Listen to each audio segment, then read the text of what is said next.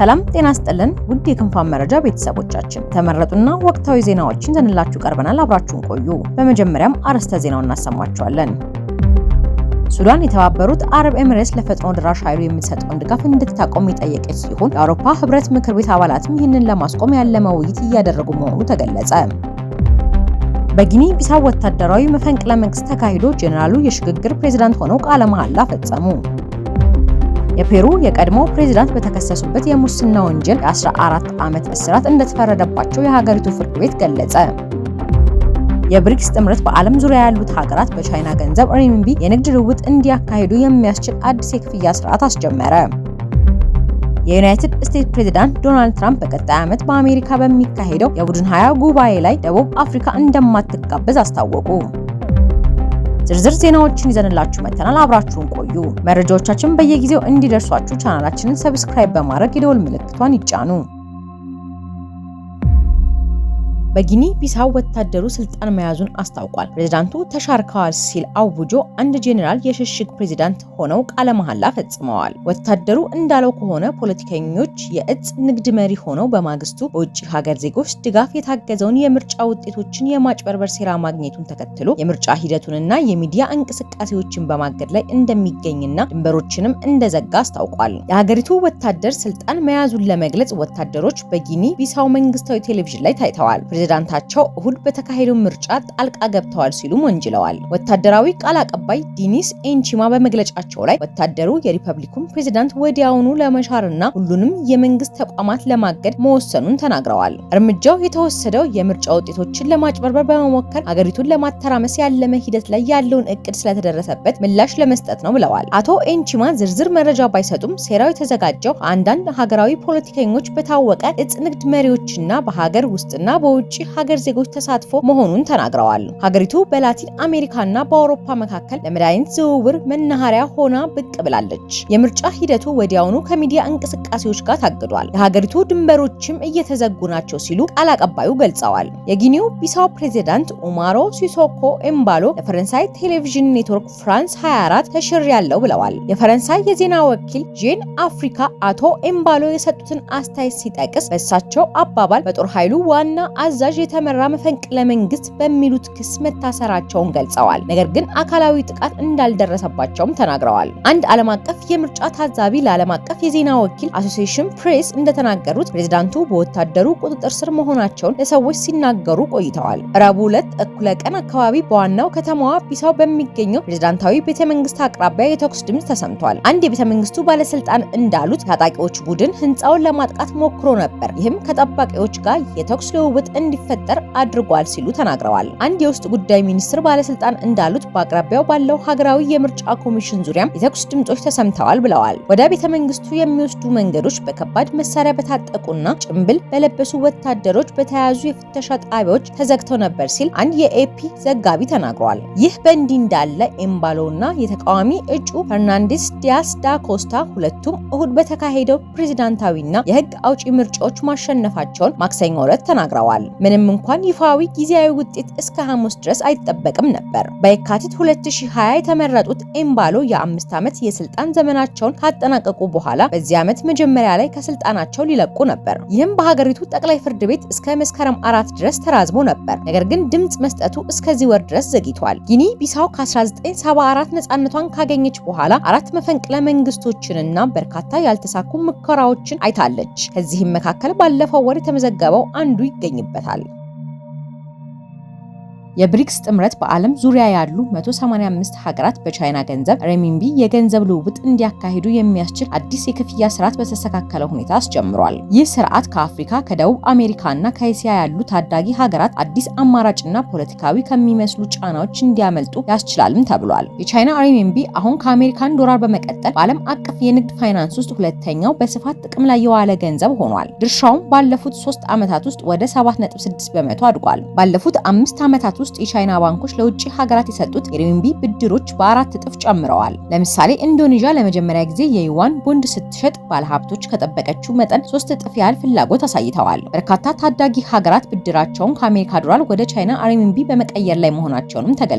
የብሉምበርግ ትንበያዎች እንደሚጠቁሙት በአውሮፓውያኑ 2050 የቡድን 7 ሀገራት የዓለም ጠቅላላ ምርት ጂዲፒ የሚቆጣጠሩት 18 በመቶ ብቻ ሲሆኑ የብሪክስ አባላት ደግሞ 50 በመቶ የሚሆነውን ድርሻ ይዛሉ። ይህ መረጃ የዓለም የኢኮኖሚ ኃይል ወደ ምስራቅና ደቡብ እየተቀየረ መሆኑን የሚያመላክት አንድ ማስረጃ ሆኖ እየተነገረ ነው። ቻይና ከ53 የአፍሪካ ሀገራት ጋር የዜሮ ታሪፍ የንግድ ስምምነት መፈራረሟና የደቡብ ምስራቅ እስያ ሀገራት ማህበር ከቻይና ጋር ያላቸውን የንግድ ስምምነት ማጠናከሩ ቻይና በአብዛኛው ዓለም ቁልፍ የንግድና የፋይናንስ አጋር እየሆነች መምጣቷን ያረጋግጣል ተብሏል።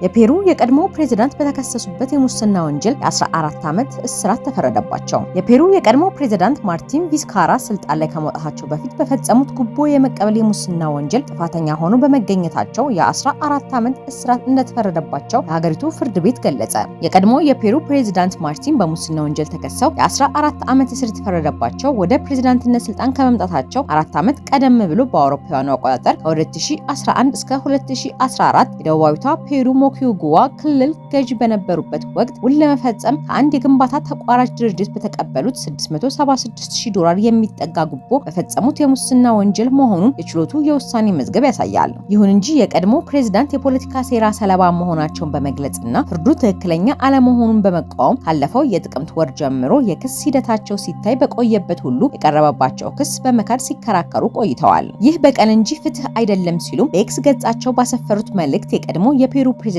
የተፈረደባቸውን የእስር ብያኔ ተቃውመዋል። ይሁን እንጂ ሊሰብሩኝ አይችሉም ሲሉም አክለዋል። የቀድሞ ፕሬዝዳንት የጠበቆች ቡድን የ14 ዓመት እስር ብቻ ሳይሆን ቪስካራን ለ9 ዓመት የመንግስት ስልጣን ከመያዝ የሚያግደው የፍርድ ብያኔ በመቃወም ይግባኝ ማለቱንም ገልጿል። በሌላ በኩል በቀድሞ የፔሩ ፕሬዝዳንት ላይ የተወሰነው የፍርድ ብያኔ በቀድሞ ስያሜው አዴብሬክት አሁን ላይ ደግሞ ኖቫኖር በመባል የሚታወቀው ግዙፉን የብራዚል የግንባታ ድርጅት ያሳተፈውና በሀገሪቱ መንግስታዊ ስልጣንን ለግል ሀብት መፍጠሪያ መጠቀሚያ በማድረግ ከፍተኛ ቀውስን እየፈጠረ የሚገኘውን የሙስና ወንጀል በመመርመር ላይ ለሚገኘው የፔሩ የፍትህ አካላት መርማሪ ቡድን ትልቅ ድል መሆኑ ተጠቅሷል። በፔሩ ከዚሁ ከሙስና ወንጀል ጋር በተያያዘ በአውሮፓውያኑ አቆጣጠር ከ2018 ወዲህ 6 ፕሬዝዳንቶች ስልጣን ላይ የወጡና እንዲወርዱ የተደረጉ ሲሆን በዚህም ደቡብ አሜሪካዊቷ ሀገር በማያባራ የፖለቲካ አለመረጋጋት አዙሪት ውስጥ ሆና እንድትቀጥል እያደረጋት መሆኑን ክንፋን መረጃ ከሮይተርስና ከሌሎች ዓለም አቀፍ መገናኛ ብዙሃን ዘገባዎች ተመልክቷል። ትራምፕ በቀጣይ ዓመት በአሜሪካ በሚካሄደው የቡድን 20 ጉባኤ ደቡብ አፍሪካ እንደማትጋበዝ አስታወቁ። የዩናይትድ ስቴትስ ፕሬዝዳንት ዶናልድ ትራምፕ ደቡብ አፍሪካ በ2026 በፍሎሪዳ በሚካሄደው የቡድን 20 የመሪዎች ጉባኤ ላይ አትጋበዝም ሲሉ የተናገሩ ሲሆን ሀገሪቱ የቡድን 20 ፕሬዝዳንትነቱን ለአሜሪካ ኤምባሲ ተወካይ ለማስረከብ ፈቃደኛ መሆኗን ጠቅሰዋል። ትሩዝ በተሰኘው የማህበራዊ መድረክ ላይ ትራምፕ ባሰፈሩት መልእክት በቅርቡ በደቡብ አፍሪካ በተካሄደው የቡድን 20 ስብሰባ ላይ ላለመሳተፍ መወሰናቸው ይታወሳል። ለዚህም መነሻው በነጭ ደቡብ አፍሪካውያንና በሌሎች ኔዘርላንድ፣ ፈረንሳይና ጀርመን ሰፋሮች የሚደርስባቸውን ዘግናኝ የሰብአዊ መብት ረገጣ የደቡብ አፍሪካ መንግስት እውቅና አልሰጥም በማለት ትራምፕ ከሰዋል። መንግስት ነጮችን እየገደለና እርሻቸው እንዲወሰድባቸው እየፈቀደ ነው ሲል ተናግረዋል። የደቡብ አፍሪካ መንግስት ክሱን የሐሰት ሲል ውድቅ አድርጎታል። ትራምፕ በ2025 የመሪዎች ጉባኤ ላይ የደቡብ አፍሪካን ድርጊት በመንቀፍ ሀገሪቱ የቡድን 20 ፕሬዝዳንትነቷን ለአሜሪካ ኤምባሲ ከፍተኛ ተወካይ ለመስጠት ፈቃደኛ አልሆነችም ሲሉም ነቅፈዋል። እንደ አውሮፓውያኖቹ አቆጣጠር በ2026 በማያሚ ፍሎሪዳ ለሚደረገው የመሪዎች ጉባኤ ደቡብ አፍሪካ ግብዣ እንደማይቀርብላት ተናግረዋል። ትራምፕ ደቡብ አፍሪካ በየትም ቦታ ለአባልነት ብቁ የሆነች ሀገር አይደለችም በማለት ለዓለም አሳይታለች። ለነሱ የሚደረጉ ክፍያዎችና ድጎማዎች ይቆማሉ ማለታቸውም አይዘነጋም። ለአስተያየቱ ምላሽ የሰጠችው ደቡብ አፍሪካ በ2026 የቡድን 20 ስብሰባዎች ላይ እንዳትሳተፍ መከልከሏን የሚገልጸውን የትራምፕ መግለጫ አሳዛኝ በማለት ጠርተዋለች። የደቡብ አፍሪካ ፕሬዝዳንታዊ ጽህፈት ቤት ባወጣው መግለጫ ደቡብ አፍሪካ የቡድን 20 አባል በራሷ ስም እንደሆነና መብቷ እንደሆነ ገልጾ የቡድን 20 አባልነት ጉዳይ በሁሉም አባላት ፍላጎት እንደሚመሰረት አስታውቋል።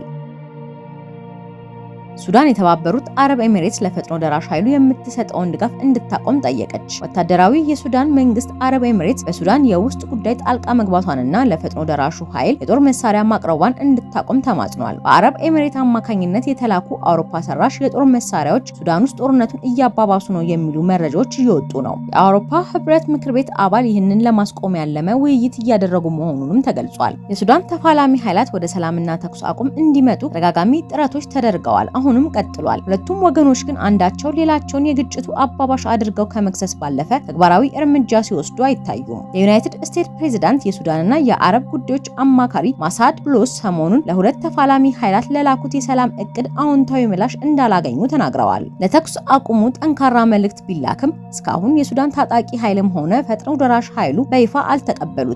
ትላንት የፈጥኖ ደራሹን የብቻ የተኩስ አቁም ወይም ከአጥፊ ድርጊቶች መቆጠብን የተመለከተ መግለጫ ተመልክተናል። ያ ተግባራዊ ማድረግ ብቻ ሳይሆን ሁለቱም ወገኖች ይፋዊ ቁርጠኝነትና ትብብር ጨማሪ ህይወት የሚያሳጣ ቅድመ ሁኔታ ፖለቲካዊ ሆነ ወታደራዊ አቋም ያልገባበት ሰብአዊነት ማዕከል ያደረገ አስቸኳይ የተኩስ አቁም ሲያደርጉ እናያለን ብለን ተስፋ እናደርጋለን። እኛና ዓለም አቀፍ ተባባሪዎቻችን የተኩስ አቁሙን ለመደገፍና ሰብአዊ እርዳታ ለማድረግ ዝግጁ ነን። የሱዳን ወታደራዊ ኃይል ለጦርነቱ መባባስ ለፈጥኖ ደራሹ ኃይል ድጋፍ በመስጠት የሚከሳት አረብ ኤሚሬትስ በሁለቱ ወገኖች መካከል የተኩስ አቁም እንዲደረግ ብትጠይቅም ከዚህ ድርጊቷ ሳትታቀብ የምትለው ተአማኝነት የለውም ብሏል። የውጭ ጉዳይ ሚኒስትር ሞዋያ ኦትማን ካሊድ የተባበሩት አረብ ኤሚሬትስ አሸባሪ ያሉትን ሚሊሻ መደገፏን ካላቆመች የታሰበው የሰላም ግንባታም ሆነ መረጋጋት ተአማኒ አጋር መሆን አትችልም ነው ያሉት።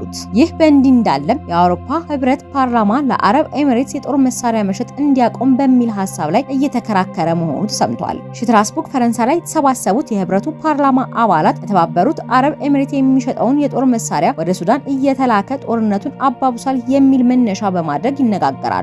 የምክር ቤቱ አባላቱ የአውሮፓ ህብረት ከአረብ ኤሚሬትስ ጋር ያለውን የነፃ ንግድ ውል ሙሉ በሙሉ እንዲያቆም ነው የጠየቁት። አረብ ኤሚሬትስ ለፈጥኖ ደራሹ የሱዳን ኃይል አውሮፓ ሰራሽ የጦር መሳሪያ እያቀረበች ነው የሚል ክስ ቀርቦባታል። የተባለውን ብታስተባበልም ጉዳዩን የመረመሩት የተመድ ባለሙያዎችና ዓለም አቀፉ የመብት ተቆርቋሪ ተቋም አምነስቲ ኢንተርናሽናል ግን በየበኩላቸው ባወጣቸው ዘገባዎች ፈጥኖ ደራሹ ኃይል አውሮፓ ሰራሽ የጦር መሳሪያዎችን በአረብ ኤሚሬት በኩል እያገኘ እንደሆነ ይፋ አድርገዋል። ወደ ሱዳን የጦር መሳሪያ እንዳይገባ የተጣለው ማዕቀብ ጥሷል የተባለው እርምጃ የተቃወሙት የአውሮፓ ህብረት ምክር ቤት አባላት ታዲያ የመሳሪያውን አምራች ሀገር ጨምሮ ከአውሮፓ ወደ አረብ ኤሚሬት የጦር መሳሪያ እንዳይላክ መመሪያ እንዲወጣ ጠይቀዋል። ኔዘርላንዲቷ የአውሮፓ ፓርላማ አባል ሜሪት ማይ የጦር መሳሪያዎች በተባበሩት አረብ ኤሚሬትስ አማካኝነት ወደ ፈጥኖ ደራሹ ኃይል እየሄደ እስከሆነ ድረስ የአውሮፓ ምክር ቤት ከአረብ ኤሚሬት ጋር የሚያደርገው የንግድ ድርድር እንዲቆም ጥሪ አቅርባለች።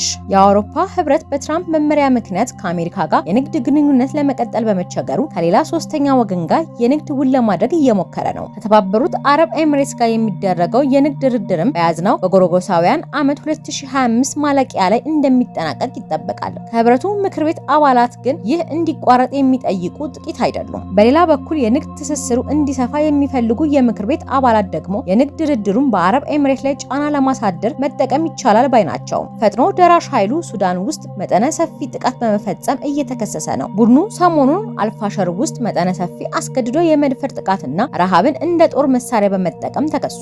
ዓለም አቀፉ የጦር ወንጀል ፍርድ ቤት አይሲሲ ድርጊቱ የጦር ወንጀል መሆኑን ለማጣራት ምርመራ እያደረገ ነው። ሱዳን ውስጥ በተባባሰው ውጊያ ምክንያት በሺዎች የሚቆጠሩ ወደ ሊቢያ መሰደዳቸውን ውሎ አድሮ ወደ አውሮፓ የሚፈልሱትም ቁጥር ሊበረከት ይችላል የሚል ስጋትም የሚያነሱ የምክር ቤት አባላት እንዳሉ ይታወቃል። ሱዳን ውስጥ በሲቪሎች ላይ የሚደርሰውን ጥቃትና መፈናቀል ለማስቆም የሚሻለው ወደ ሀገሪቱ የሚገባውን የጦር መሳሪያ ማስቆም ነው የሚለው ሀሳብ የአውሮፓ ምክር ቤት አባላት ብቻ ሳይሆን የመብት ተሟጋች ተቋሙም ሀሳብ ሆኗል።